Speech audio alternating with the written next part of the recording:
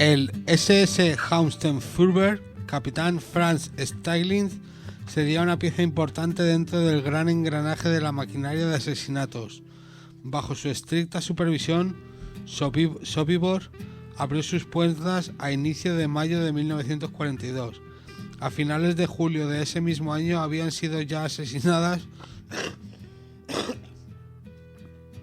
en esas instalaciones cerca de 100.000 judíos. Mientras Sobibor iniciaba su puesta en marcha, Stieglitz fue destinado a Treblinka. En el periodo en el que el austriaco fue comandante del campo, entre septiembre de 1942 y agosto de 1943, fueron gaseados en Treblinka entre 750.000 y 870.000 judíos procedentes de toda Europa. La llegada de Stieglitz a Treblinka supuso la total deshumanización del cargo de comandante. Para el antiguo policía austriaco, su trabajo era igual al de cualquier otro trabajador de una fábrica en cadena.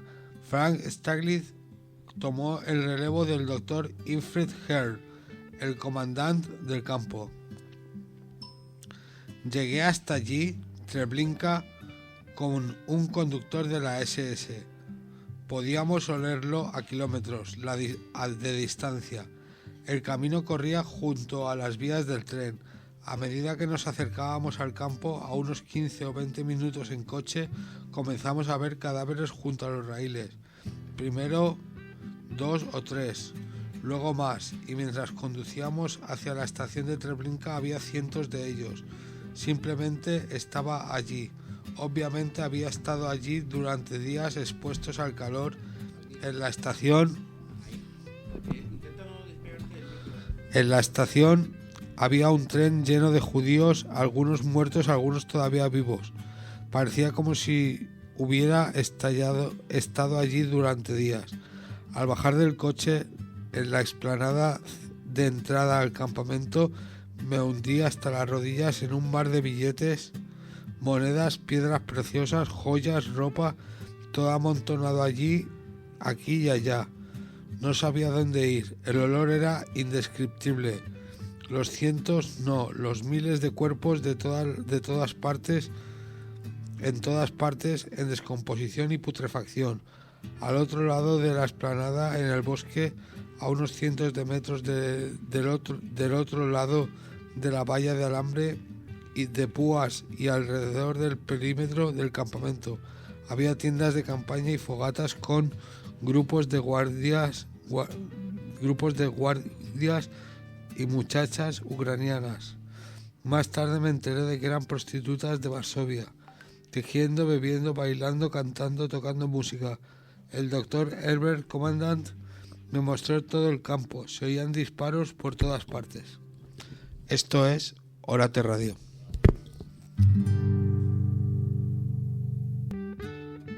Historia de la cerveza. En el mosaico de Dionisio del Rhombis Germanisches Museum se pueden observar todavía las delicias sagradas del lúculo. Los romanos mujuerguistas salían los sábados por la noche a pillar una gran cogorza frente al campamento. Se metían en los canabae, expresión de la que deriva en Colonia el neipe, con el Dom aspirando a convertirse en un lugar de peregrinaje. La toponimia de Colonia revela muchos secretos. Tras las vísperas, el peregrino iba a beber al Bey der Tan, ver dónde comer. Más adelante, o cerca de la iglesia de Santa Úrsula, en la calle bautizada como detrás de la cocina de la abadesa, la mayoría de las cervecerías estaban en las bodegas de las casas patricias, que quedaron destruidas durante la guerra, aunque la disposición interior sigue siendo casi idéntica. El Deckenschiff, la cabina del mostrador, donde el dueño o bien su mujer atendía la caja, nos recuerda que estas cervecerías eran a menudo negocios familiares. Más de una veintena de ellas elabora la célebre Kolsch, cerveza ligera un poco amarga, que solo se bebe en el Coles Stange, una pequeña caña de 0,2 centilitros con la base ancha, tipo vaso de tubo. El Cobes, un camarero con delantal azul, acude con su corona, una bandeja con asas, donde lleva los vasos para volverlas a llenar en cuanto estén vacías. Es una garantía de frescor. Los clientes suelen frecuentar las mismas cervecerías y el Cobes, que se mueve con celeridad entre las mesas, confía en ellos para que le recuerden el importe de la consumición. Por el contrario, si no conoce al cliente, hace una marca en los posavasos de la bebida. Nos han asegurado que se bebe y se produce más cerveza en Colonia que en Múnich. No sabemos todavía si fue el efecto de la Costco o la expresión de un cierto carácter chauvinista. Esto es aquí Orate Radio.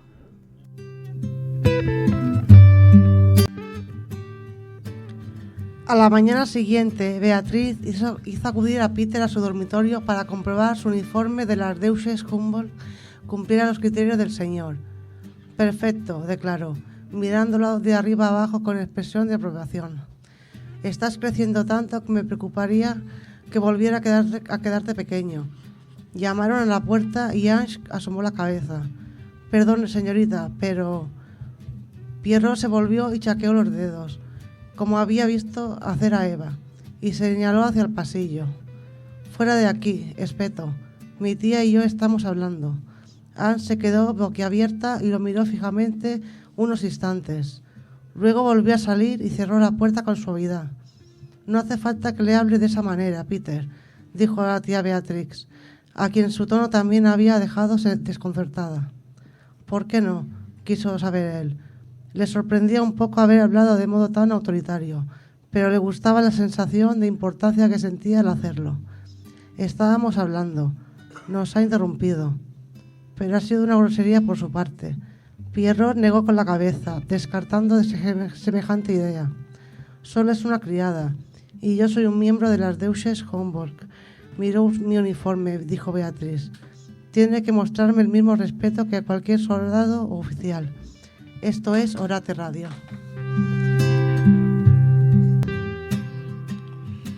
Sus cuellos también parecían muy largos y los llevaba cubiertos con vistosos cuellos de encaje o de cuero. Lo que es evidente es que los moradores de la Atlántida dan mucha importancia a su aspecto. Todos parecen competir entre sí en la riqueza de sus ropajes.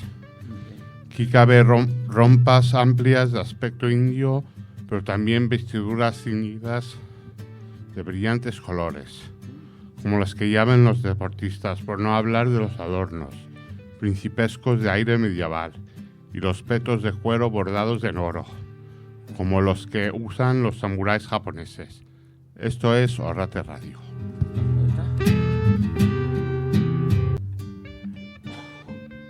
Nos quedamos un rato calladas en la tranquila mañana. Notaba los latidos del corazón de mi madre en su pulso y eran fuertes y cálidos.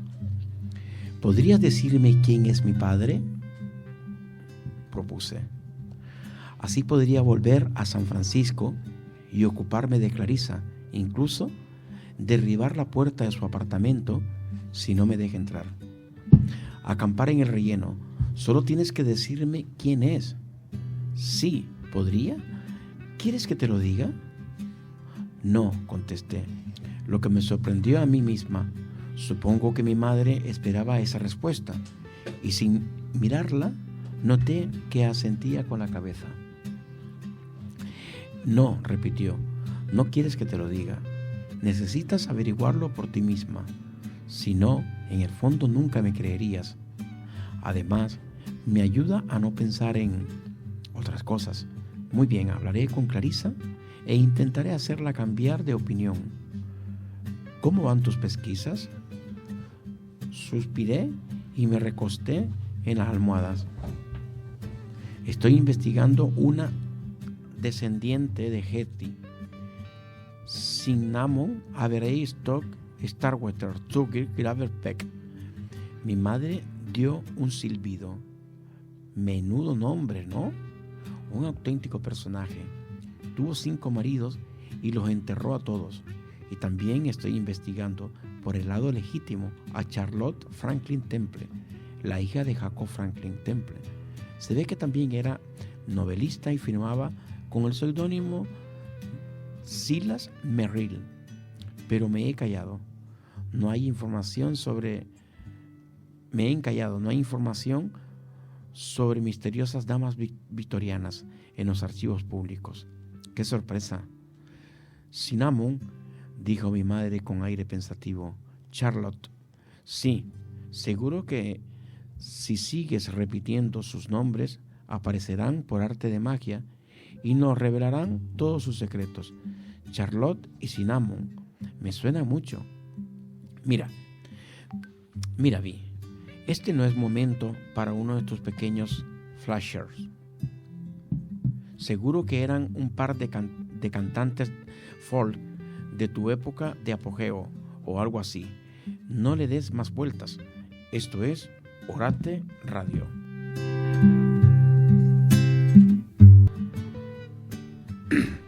¿Estás diciendo que este pedazo de cáscara de huevo es dinosaurio? Sin lugar a dudas, advirtió Grant. Harding negó con la cabeza. Estos dinosaurios no se pueden reproducir. Evidentemente se pueden, dijo Genaro. Tiene que ser un huevo de pájaro, insistió Harding. En la isla tenemos literalmente docenas de especies.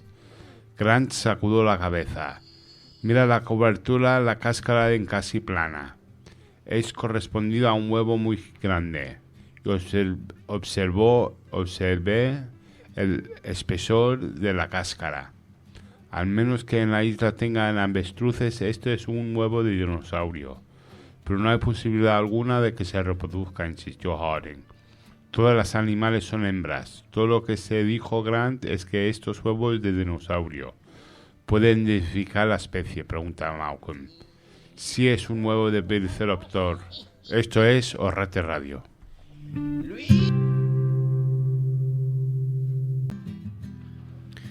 Elimina grasa abdominal y cuida tu corazón. Los 40 marcan un antes y un después. Unas mujeres comienzan a notar algunos cambios y otras no, pero por lo general la bajada de estrógenos ya ha comenzado y conviene ajustar los hábitos de vida. Es cierto que durante la década que padece a la menopausia, nuestro cuerpo va cambiando y adaptando poco a poco el descenso de hormonas para que supondrá esa nueva etapa, pero poco a poco va voluntad es posible mantener una buena figura. Puede darse la primera bajada de hormonas, la perimenopausia es el periodo que rodea a la menopausia y es diferente en cada mujer, pero eso algunas notan ya a partir de los 40 años. Es la premenopausia. Algunas de los síntomas, aunque muchos más leves y otros menos frecuencia que por principio de la fase menopáusica, notan más acaloramiento al favorecerse, al moverse y que van cogiendo algunos kilos con más rapidez de lo habitual y resulta más difícil deshacerse de ellos. Otras de las señales que notan algunas mujeres es la regla. Se modifica de alguna manera y se ve distanciando el inicio de la menstruación o se produce con mayor irregularidad y se percibe más coágulos en el sangrado. Si a esta edad tienes barriga, te conviene establecer un plan de vida que te permita ir trabajándola, porque si no, puedes tener más riesgo de desarrollar demencia cuando llegues a la vejez.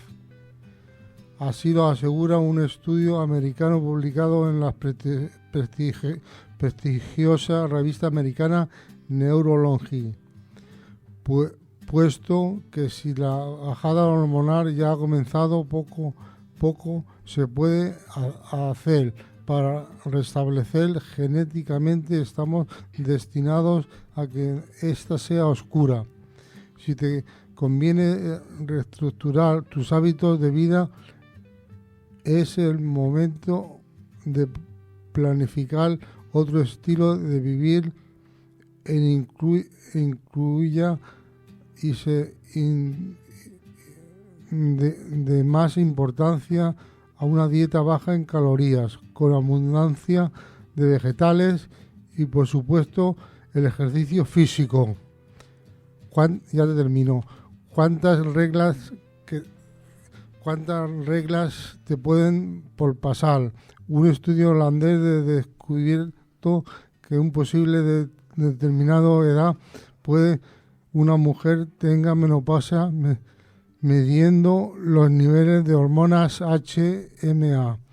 Basta un análisis de sangre para conocer este dato, es decir que los niveles de HMA que han a su vez relacionado con la cantidad de folículos que quedan en los ovarios.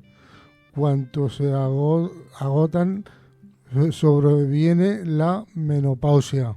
Esto es Orate Radio.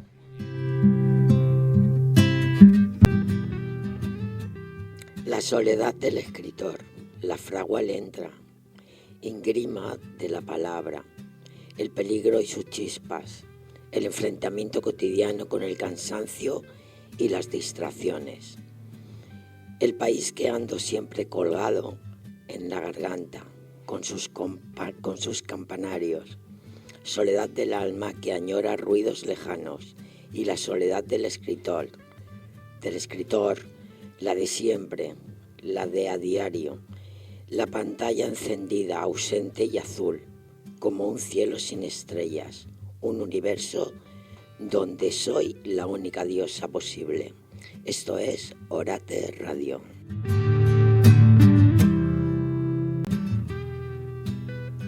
En aquellos tiempos de Amón, en Tebas, se habían atribuido derecho exclusivo de la enseñanza superior y era imposible comenzar los estudios sin su consentimiento. Es difícil de comprender que tanto la casa de la vida como la casa de la muerte hayan sido en todos los tiempos instaladas en el interior de las murallas del templo, así como la alta escuela de teología para los sacerdotes de grados superiores. En rigor, puede admitirse que las facultades de matemáticas y de astronomía dependían de la jurisdicción, pero cuando los sacerdotes hubieran acaparado la escuela de comercio y la facultad de derecho, la gente de la cultura comenzaron a preguntarse si el clero no se mezclaba en cuestiones que dependían del faraón o del fisco. Cierto, era que no exigían la ordenación para entrar en la facultad de comercio o de derecho, pero como Amón disponía al menos de 1/5 de las tierras de Egipto y del comercio, y la influencia de los sacerdotes era considerable en todos los terrenos. Toda persona deseosa de consagrarse al comercio o de entrar en la administración obraba cuerdamente, sometiéndose al examen de un sacerdote de grado inferior, convirtiéndose así en un obediente servidor de Amón. Esto es Horace Radio.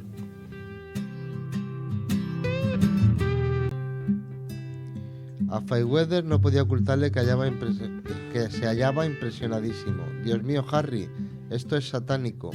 Una tecnología complicada, convino el ministro del Interior. El aguijón está en la cola. Lea el resumen. ¿Y por qué?, preguntó el embajador cuando levantó al fin la cabeza. En nombre de Dios, Harry, ¿por qué? ¿Y cómo lo hicieron?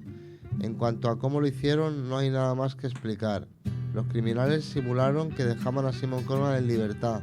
Debieron seguir el coche durante un rato, dar la vuelta y acercarse a pie de aquel tramo de carretera desde los campos. Probablemente se ocultaron detrás de una de aquellas arboledas que se encuentran a 200 metros de la carretera y por tanto dentro del radio de acción del transmisor. Ahora hay gente registrando las arboledas por si hay huellas y pisadas. En cuanto a por qué, no lo sé. Ninguno de nosotros lo sabe. No obstante, los científicos se muestran rotundos en sus afirmaciones y no se equivocan. De momento, yo sugeriría que su dictamen siguiese siendo absolutamente confidencial hasta que sepamos más. Estamos tratando de descubrirlo. Tengo la seguridad de que su gente querrá también intentarlo antes de que nada se haga público. Fairweather se levantó y cogió sus copias de los dictámenes. No voy a enviar esto por correo, dijo. Lo llevaré personalmente esta tarde en avión. El ministro del Interior lo acompañó hasta la planta baja. ¿Se da cuenta de lo que podría significar si se supiese? Preguntó. No hace falta que lo subraye, repuso Fairweather. Habría halagardas. Tengo que llevar los informes de Jim Donaldson y tal vez a Michael Oden. Ellos tendrán que decírselo al presidente. Dios mío, qué situación. El coche de alquiler de Sansonier estaba donde lo había dejado en el aparcamiento de Hayward. En él fue directamente a la casa señorial de Surrey. Kevin Brown leyó la carta que aquella traía y se puso furioso. Está cometiendo un error, agente Soderfield, sentenció. El director Emmons está cometiendo también un error. El hombre que tenemos abajo sabe más de lo que dice. Siempre lo ha sabido y siempre lo sabrá. Esto es Horace Radio.